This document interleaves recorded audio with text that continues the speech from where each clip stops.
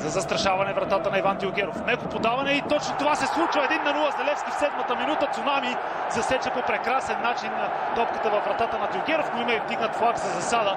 Ще трябва малко време на публиката по трибуните на стадион Георги Аспарухов и на самите футболисти на Левски да осъзнаят. Подава надясно към Драган Михайлович. Филип Кръстев ще стреля от движение. Много опасен шут на младежкия национал на България. Нямаше проблеми тук за Иван Дилгеров, но иначе да стреля все пак това ли ще е избора на седмицата. На Левски удар в близкия ъгъл и още едно спасяване на Дилгеров.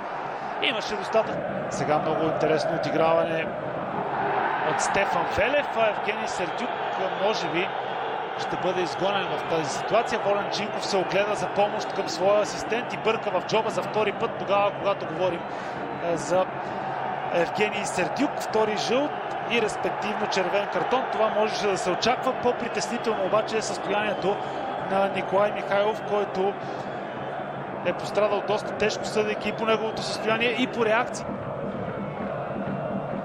Много добро движение от Куриор и много добър пас на Стефан Велев. Струва ми се, че Куриор бе в засада. След пак тази ситуация ще бъде преразгледана. Да, вдигнате флага. За Илян Стефанов в наказателното поле. Това ще е автогол и 1-0 за Левски. Иван Дилгеров с много сериозни претенции към Чинков, които надали ще бъдат уважени. Резултатът е открит след това отиграване на Стефанов в наказателното поле на моряците. Загуба на концентрация от хората на Илян Илиев. Чинков ще бъде обграден от почти всички футболисти в електриково зелено, докато трибуните на стадион Георги Аспарухов празнуват още един гол, който